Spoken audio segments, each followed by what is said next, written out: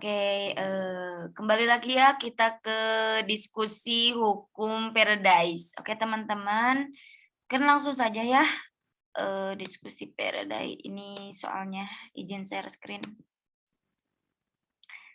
Oke, untuk sebentar.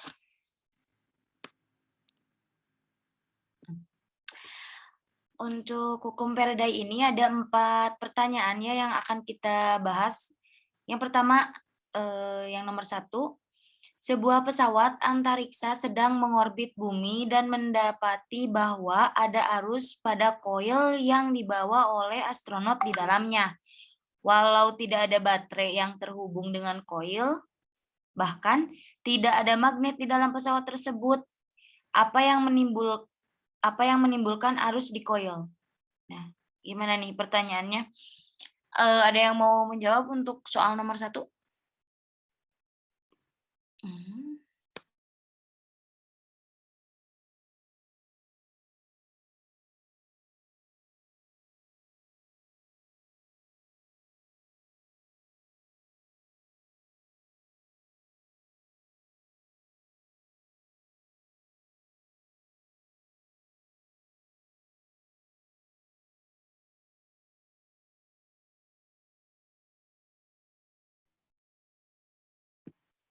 Izin menjawab. Sok silahkan. Kalau menurut saya, sebuah pesawat antariksa yang mengorbit bumi itu, kan bumi itu menghasilkan medan listrik ya. Kemudian pesawat antariksa sedang mengorbit bumi, kemudian ada arus pada koil. Nah, itu penyebab dari timbulnya arus pada koil itu dibawa oleh astronot dalam pesawat antariksa. Karena medan bumi itu menghasilkan medan magnet. Nah, menurut saya seperti itu. Mungkin teman-teman yang lain boleh menambahkan. Bisa diulang dulu sih. Kencang ya.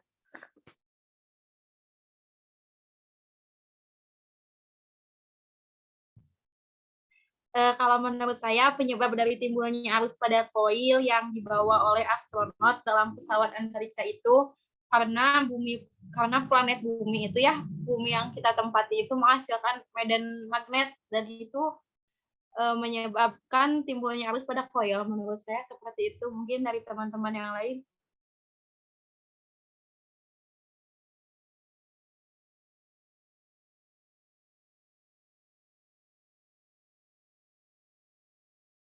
Izin menanggapi juga ya, mungkin saya juga ada beberapa gitu yang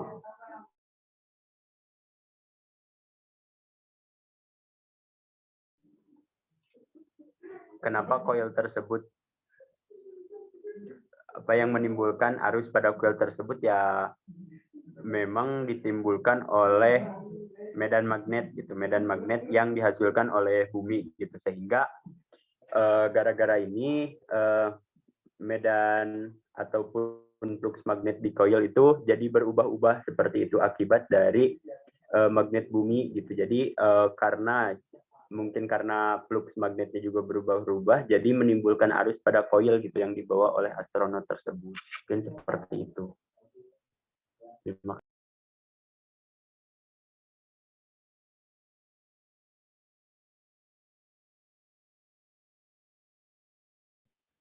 Izin sedikit menambahkan, dan saya rasa dari teman-teman tadi pun sudah agak jelas gitu ya, karena adanya karena apa sih pesawat antariksa itu mengorbit pada bumi, sehingga pesawat tersebut itu akan melewati medan magnet bumi. Nah, jadi sebenarnya apa gitu yang menimbulkan adanya arus di koil. Nah, mungkin fenomena koil ini menimbulkan arus itu sesuai dengan hukum Faraday yang tentang induksi itu. Di mana karena adanya perubahan flux magnet yang melewati loop, nah itu tuh kan bisa menimbulkan arus pada loop. Jadi pas pesawat itu melewati medan magnet bumi, maka si flux magnet di koil itu akan berubah karena adanya medan magnet di luar koil tersebut. Yang tadi itu karena apa sih? Ada medan magnet bumi, jadi eh, si arus pada coil itu muncul gara-gara itu, yang adanya perubahan flux magnet dari akibat adanya medan magnet luar yang di bumi. Kayak gitu mungkin.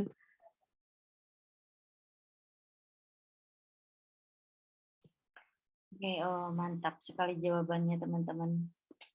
Gimana, ada tambahan lain atau dicukupkan saja untuk nomor 1? Mengerti semuanya? Eh, Mungkin dari saya ya, setelah mendengar penjelasan dari Silpi, dari Zikri maupun dari Dini gitu terkait pertanyaan nomor 1 ini mengenai pesawat antariksa dan juga koil gitu.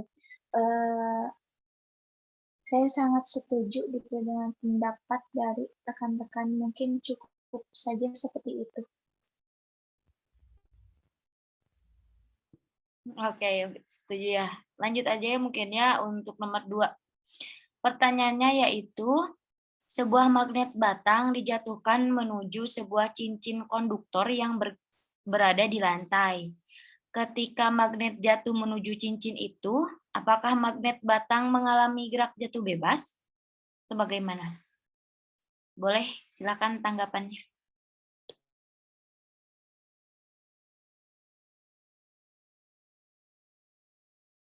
Magnet yang dijatuhkan menuju cincin, apakah itu termasuk gerak jatuh bebas atau bukan? Kalau menurut saya itu bukan termasuk gerak jatuh bebas gitu, dikarenakan magnet itu kan memiliki daya tarikan juga gitu. Jadi ketika dia jatuh bukan hanya sekedar gerak jatuh bebas, tetapi itu akibat gaya tarik menarik yang ada pada magnetnya. Mungkin seperti itu.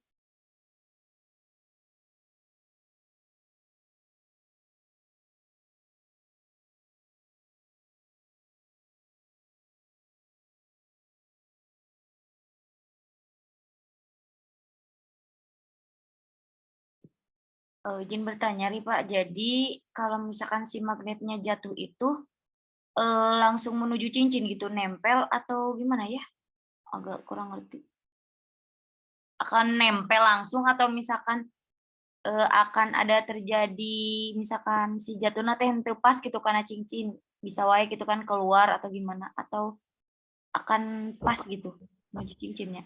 Nah, terkait jatuhnya tersebut gitu, ketika kita melihat kembali ke permasalahan yang ada di soal tersebut kan itu dijelaskan ya, sebuah magnet batang dijatuhkan menuju sebuah cincin konduktor. Nah, kita contoh lain aja, ketika pulpen yang kita jatuhkan ke dalam ke bawah gitu, kan itu mah otomatis mengalami gerak jatuh bebas gitu karena ada gaya gravitasi bumi gitu.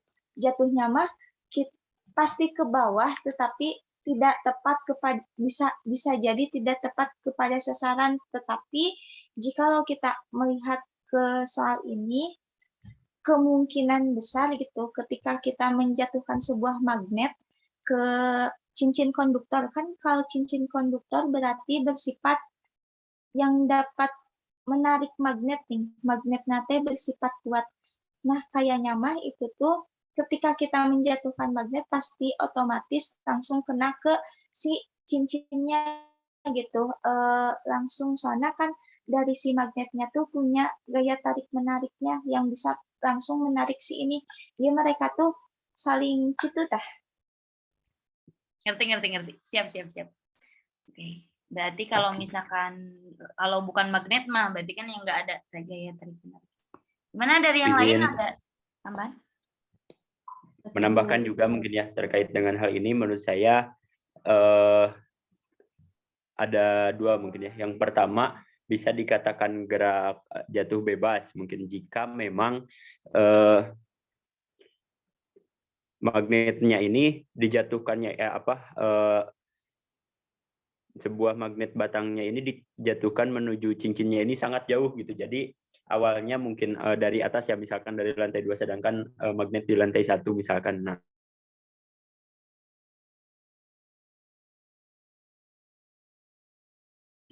oleh cincin konduktor tersebut, tapi jikalau melihat mungkin tadi pun saudara menanyakan apakah pas menuju cincin tersebut, menurut saya iya gitu, karena memang di soalnya pun ketika magnet jatuh menuju cincin itu gitu. Tidak, jadi emang benar-benar tepat di atas cincin itu gitu. Jadi kalau menurut saya mah kalau misalkan kondisinya jauh dulu ya, misalkan sangat jauh gitu dari cincin dan memang itu menjadi tidak terpengaruh. Nah, dari atas banget misalkan. Nah, menuju sampai dengan menuju apa ya, titik terpengaruhnya oleh cincin konduktor tersebut itu masih gerak jatuh bebas gitu. Tapi ketika sudah dipengaruhi oleh cincin konduktor, misal memasuki area cincin konduktor tersebut, itu menjadi bukan gerak jatuh bebas. Mungkin itu kalau menurut saya. Jadi kalau untuk magnet tersebut mengalami gerak jatuh bebas, kalau menurut saya iya gitu. Iya, sebelum cincin konduktor itu mempengaruhi gerak jatuh dari magnet batang tersebut, dan menurut saya menjadi tidak gerak jatuh bebas ketika dipengaruhi ketika gerak jatuh benda ataupun magnet batang tersebut sudah dipengaruhi oleh cincin konduktor sebuah cincin konduktor tersebut. Itu sih kalau menurut saya mah gitu. Jadi kalau untuk keseluruhan mungkin karena ketika ketika ditanyanya pas sampai misalkan sampai bawah berarti bukan gerak jatuh bebas gitu. Tapi kalau misalkan karena di sini apakah magnet batang mengalami gerak jatuh bebas? Nah, berarti kesimpulan saya mah itu iya jika sebelum terpengaruhi cincin dan tidak menjadi gerak jatuh bebas ketika sudah dipengaruhi oleh cincin konduktor tersebut. Mungkin itu sih. Terima kasih. Izin bertanya. Boleh Mangga. Saya juga berpikir hal yang sama dengan Zikri, tetapi ada pertanyaan. Maksudnya saya bertanya-tanya gitu ketika apakah apakah magnet batang yang dijatuhkan ini terpengaruh oleh cincin konduktor itu pada kira-kira jaraknya jauh nggak ya gitu. Jadi pada saat kapan atau letaknya di mana si dua benda ini saling terpengaruh gitu. Kalau misalkan saling terpengaruh gitu kan otomatis sudah dia tidak mengalami gerak jatuh bebas karena di situ ada gaya magnet yang menyertainya, kecuali kalau misalkan memang pas masih di atas, betul sekali itu kan hanya dipengaruhi oleh gaya gesek dan gaya gravitasi bumi saja. Nah, ketika mereka sudah mulai dekat, mungkin di situ ada gaya magnet yang mempengaruhi itu gitu. Tapi kira-kira jauh nggak ya gitu, maksudnya jaraknya mereka saling terpengaruh itu, mungkin teman-teman ada yang tahu? Saya mah tergantung mungkin ya, bergantung pada kekuatan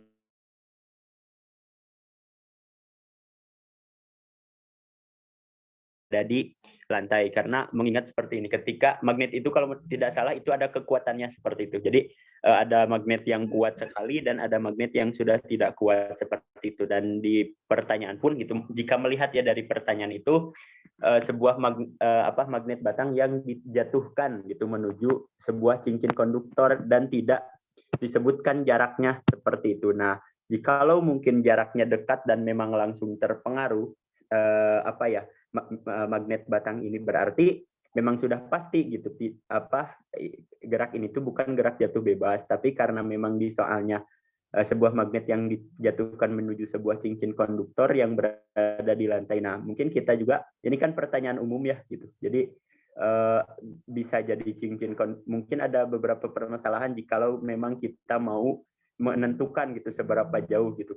Yang pertama kita tidak tahu seberapa jauh jarak dari dari jarak saat dijatuhkannya magnet batang, lalu kita juga tidak tahu seberapa kuat magnet ini dan seberapa juga kuat konduktor yang ada pada lantai tersebut gitu. Mungkin itu. Jadi kalau menurut saya dari pertanyaan ini karena juga tidak diketahui kekuatan, jarak dan lain sebagainya, maka tidak akan bisa diketahui gitu. Ini kan kalau menurut saya lebih ke asumsi mungkin ya, kalau pertanyaannya sih seperti itu. Jadi kalau untuk menentukan hal itunya saya pun tidak tahu mungkin karena tidak dijelaskan di sini seperti itu. Terima kasih.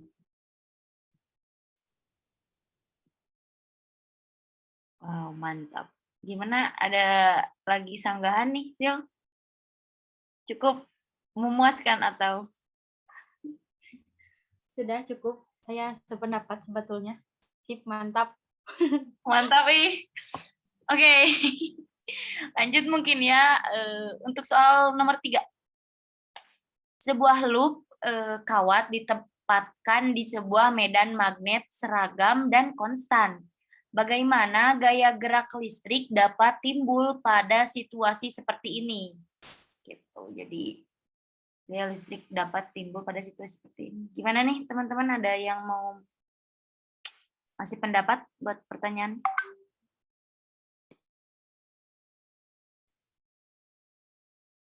Lanjut, silahkan mencari referensi dulu mungkin.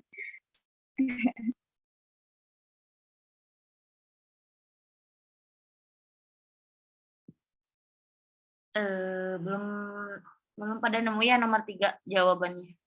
Maksudnya sumber-sumber kayak gitu yang relevan. Atau mau kita skip dulu nih ke nomor 4 aja langsung. Nanti nomor 3 menyusul. Setuju. Oke, skip mungkin ya. Nanti sambil kita cari-cari juga sumber untuk nomor 3. Langsung nomor 4 nih. Suatu lembaran aluminium dijatuhkan secara vertikal di antara 2 kutub elektromagnet. Apakah medan magnet mempengaruhi kecepatan aluminium tersebut?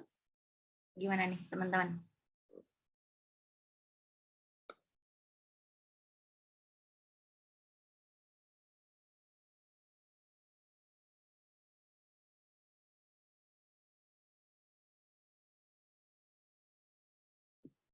Apakah nomor 4 juga belum menemukan sumber? Aduh. Mungkin Sok, boleh siapa dulu? Sok aku lanjut, Bu.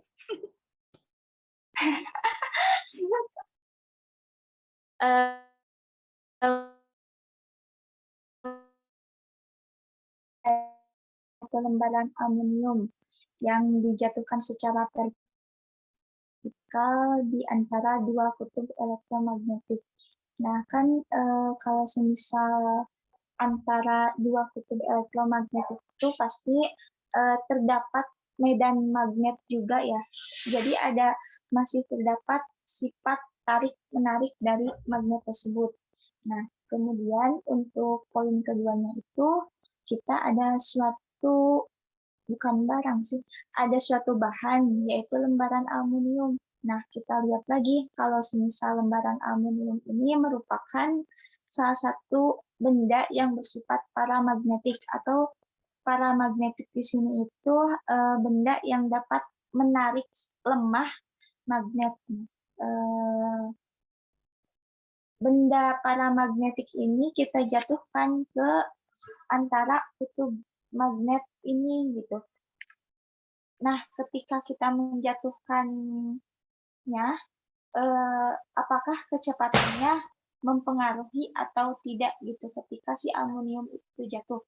Kalau menurut saya itu kecepatannya tuh pasti mempengaruhi, dikarenakan kita lihat lagi ke sifat dari aluminiumnya yang dapat menarik lemah magnet. Jadi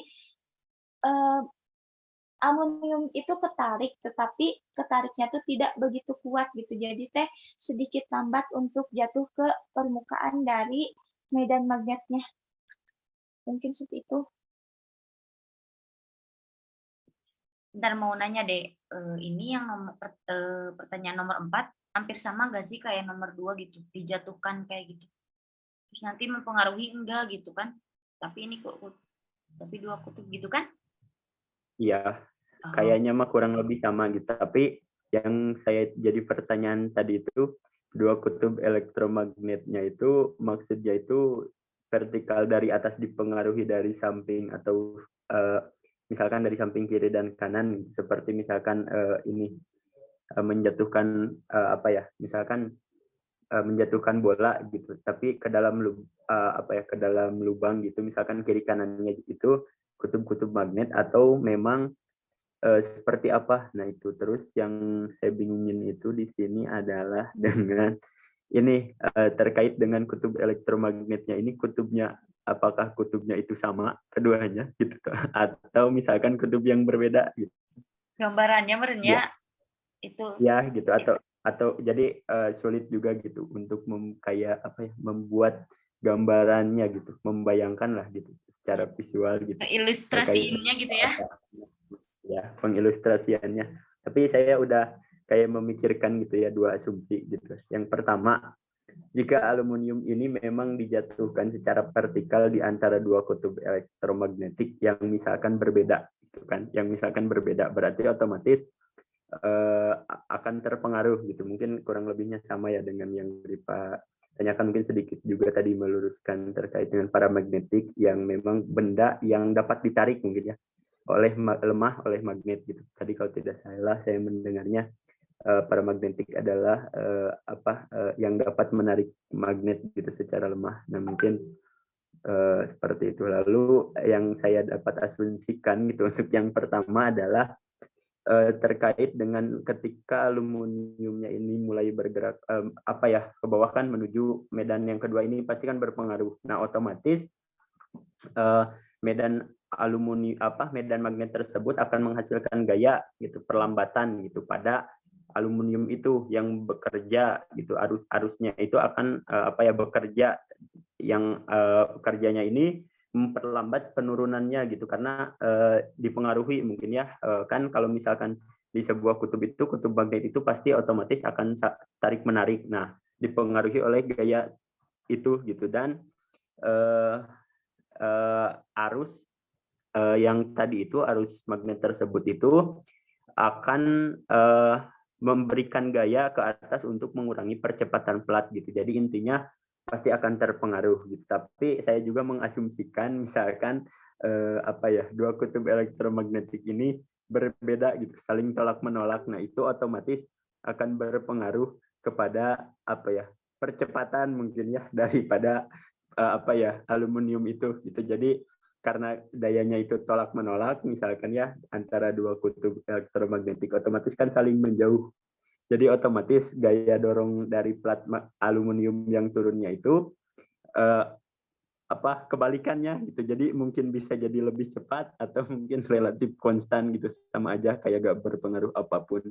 Karena seperti itu, karena ketika tarik menarik mungkin ada perlambatan karena aluminium yang jatuhnya itu dari atas gitu. Jadi lebih lambat gitu karena dipengaruhi oleh elektromagnet yang kutubnya berbeda mungkin ya. Tapi kalau misal kutubnya sama, mungkin menurut saya bisa jadi lebih cepat gitu ya turunnya seperti itu, atau juga tidak berpengaruh sama sekali. Mungkin itu. Terima kasih. Oke, aduh, gak kerasa ya ternyata rame juga gitu diskusi. Oke, gimana nih? Cukup aja gitu nomor 4, puas kah atau ada tambahan lain? Atau mau lanjut aja nih ngebahas yang terakhir nomor 3? Sudah Saya cukup sudah mantap. setuju. Lanjutkan Lanjut. saja. Seru banget, Tuntaskan. seru banget. Oke, nomor 3 diulang ya. Sebuah loop kawat ditempatkan di sebuah medan magnet seragam dan konstan. Bagaimana gaya gerak listrik dapat timbul pada situasi seperti ini? Situasinya tuh gimana?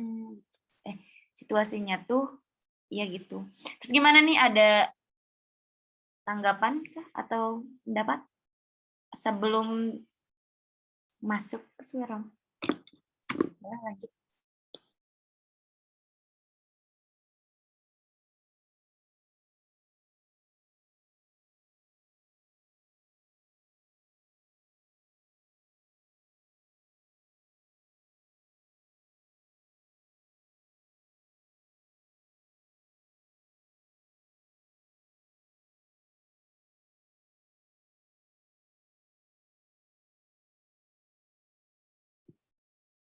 Aduh, masih cari-cari sumber kah? Atau udah ada yang nemu? Dini gimana, Din? Tadi katanya nemu sumber yang relevan. Ya mungkin izin berpendapat mungkin ya untuk pertanyaan nomor 3 ini. Nih kan di sini tuh intinya ada sebuah loop yang ditempatin di medan magnet yang seragam dan konstan. Kemudian pertanyaannya itu bagaimana gaya gerak listrik dapat timbul pada situasi tersebut gitu. Nah, mungkin GGL itu dapat timbul karena adanya perubahan flux magnet dari waktu ke waktu, di mana berdasarkan hukum induksi Faraday ini mengatakan bahwa GGL itu akan menghasilkan bahwa GGL itu dihasilkan karena adanya perubahan flux magnet. Jadi jika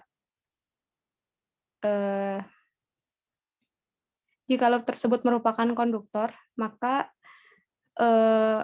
untuk menghasilkan maka si gaya gerak listrik itu tuh bakal timbul pertama karena adanya perubahan flux magnet. Kemudian, nah gimana caranya itu biar menghasilkan GGL-nya itu, mungkin kita bisa memikirkan sebuah cara gitu. Nah, caranya itu bisa dengan melakukan variasi flux magnetnya itu. Karena kan loop kawat ini tuh merupakan yang flux magnet yang seragam dan konstan gitu. Nah, jadi caranya itu kita bisa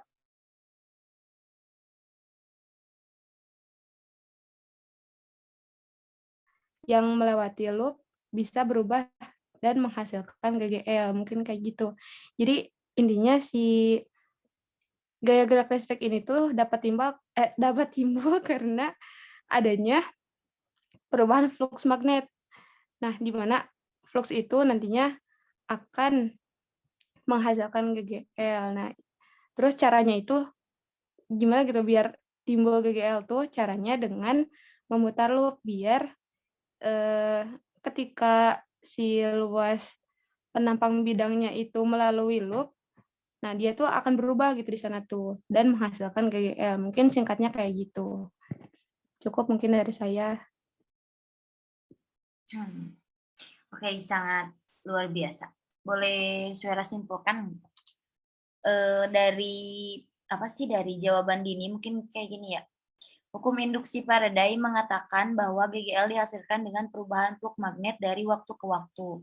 Jadi jika loop adalah konduktor, kita harus memikirkan cara untuk flux karena magnet adalah konstan. Salah satu caranya untuk melakukan ini adalah dengan memutar si loopnya, sehingga luas penampang bidang melalui loop terus berubah di sana dengan menghasilkan GGL. Itu nggak sih? Cukup ya? Iya, seperti itu. Mungkin. Alhamdulillah ya teman-teman, diskusi kedua ini yaitu tentang hukum Faraday ini sangat luar biasa gitu ya, menambah pengetahuan gitu dari sumber-sumber yang relevan. Terima kasih juga untuk Muhammad Nurholis Zikri, Ripa Anjiana, Silvia, terus Dini atas malam ini diskusinya sangat luar biasa. Kita cukupkan mungkin ya untuk diskusi hukum Faraday ini. Semoga kita mendapatkan nilai yang sangat luar biasa. Oke, sekian mungkin ya dari diskusi kali ini. Mohon maaf apabila jawaban atau pendapat kami kelompok 9 tentang hukum Faraday ini misalkan ada yang salah ataupun bagaimana. Dicukupkan sekian dari diskusi ini. Mohon maaf. Wabillahi taufiq wal hidayah. Wassalamualaikum warahmatullahi wabarakatuh. Waalaikumsalam warahmatullahi wabarakatuh. Terima kasih semuanya. Terima kasih. Hei, sesi foto